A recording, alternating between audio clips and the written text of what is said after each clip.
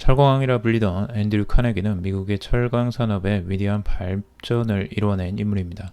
그는 미국에서 강철의 대량 제조 및 유통을 실현시키면서 철강왕이라는 별명을 얻게 됩니다. 그 덕분에 세계 최고의 부자로 등극하게 됩니다. 가난한 이민자 소년이 세계 최고의 부자가 될 수 있었던 비결은 바로 독서입니다. 세계 최고 부자였던 카네기의 독서법 2가지를 소개하려고 합니다. 도움이 되신다면 좋아요, 구독, 댓글 부탁드립니다. 그는 자서전에 이런 말을 남겼습니다. 부자인 채로 죽는 것은 부끄러운 일이다. 그는 세계 최고의 부자였으며 세계 여러 나라에 수천 개의 공공도서관 설립을 지원했습니다. 오늘날 미국을 대표하는 공립도서관인 뉴욕 공립도서관도 카네기의 기부금 520만 달러에서 시작되었습니다. 카네기는 재산의 상당 부분을 공공도서관과 대학 설립에 기부했습니다. 카네기는 스코틀랜드 덤퍼린에서 태어났습니다. 직조공이었던 그의 아버지는 수동식 직조기를 이용하는 작은 간의 공장을 운영했습니다. 1847년 증기식 직조기가 도입되면서 아버지의 공장은 폐업하게 됩니다. 카네기 가족은 생계가 어려워지자 미국으로 이민을 결정합니다. 카네기는 집안 형편 때문에 초등학교 4학년까지 다닌 게 그의 정규 교육의 전부였습니다. 소년 카네기는 대신 독서를 통해 교양을 갖추게 됩니다. 그가 성장할 수 있었던 것은 개인 소유의 도서관이었습니다. 제임스 앤더스 대령이라는 사람이 자택에 마련한 개인 도서관을 소년 노동자에게 개방했습니다. 앤더스 대령은 펜실베니아에 여러 개의 무료 도서관을 설립한 인물이었습니다. 카네기는 앤더스 대령의 개인 도서관에서 수많은 책을 접하면서 지식을 쌓을 수 있었습니다. 그는 도서관에서 책을 보면서 세상을 다 가진 것 같았습니다. 당시 소년 카네기는 생계를 유지하기 위해 전신국에서 전보 배달원으로 일하고 있었습니다. 힘들게 일을 하면서도 퇴근 후에 시간을 내어 책을 빌려 읽었습니다. 새 책을 빌려 읽을 수 있다는 것만으로 하루를 즐겁게 보낼 수 있었습니다. 카네기는 토머스 맥컬리의 영국사, 밀턴 론, 고대 로마의 노래, 수필집 등을 읽었습니다. 특히 토마스 맥컬리의 역사책에 영향을 많이 받았습니다. 그의 책에서 주장하는 자유와 평등,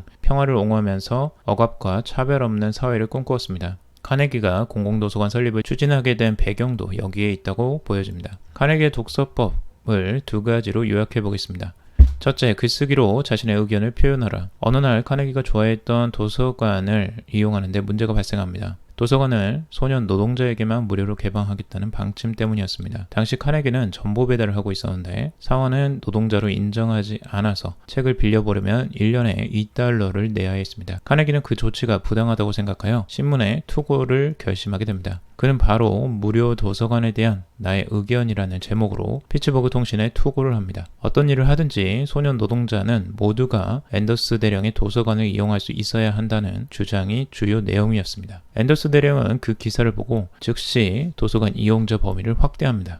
전보 배달부나 사원도 도서관을 이용할 수 있게 허락해 준 것입니다. 카네기는 소년 시절 독서만 열심히 한 것이 아니라 글을 써서 자신의 의견을 표현하는 연습을 했습니다. 그가 실생활에서 글쓰기를 통해 자신이 원하는 것을 얻는 체험을 한 것입니다. 이것은 중요한 의미를 가집니다. 독서를 한다는 것은 입력을 한다는 것이고 글을 쓴다는 것은 출력을 한다는 것입니다. 입력만 있는 것은 아무런 변화를 만들어내지 못합니다. 출력을 하여 자신의 의견을 표현했을 때 변화가 일어납니다. 스스로의 권리를 찾고 원하는 것을 얻으려면 글쓰기를 해야 합니다. 둘째, 읽고 토론하라. 카네기는 웹스터 문학회에 가입하게 됩니다. 덕분에 사회적 역량을 키우는 데 큰 도움을 받습니다. 그는 토론을 준비하기 위해 많은 책을 읽고 논리적으로 사고하는 연습을 하게 됩니다. 문학회에서 논리적으로 말하는 연습을 함으로써 훗날 연설을 할 때 침착한 태도를 유지할 수 있었습니다. 또한 책을 읽으면서 글쓰기 실력을 향상시키게 됩니다. 어느 날 카네기가 철도회사의 고문의 별장에 초대받은 적이 있었습니다. 카네기는 펜실베니아시 당국이 철도회사의 행한 태도를 지적하는 글을 피츠버그 저널에 투고했습니다. 그 기사를 본 철도회사 고문이 별장에 초대를 한 것입니다. 철도회사 고문은 별장 벽난로 위에 다음과 같은 글귀가 새겨져 있었습니다. 담론할 줄 모르는 자는 어리석은 자이고 담론하려 하지 않는 자는 편협한 자이며 담론할 용기가 없는 자는 노예이다. 카네기는 이 글귀가 너무나 마음에 들었습니다. 그는 40년 후에 스코틀랜드 스키보에 대저택을 마련하는데 그곳 서재의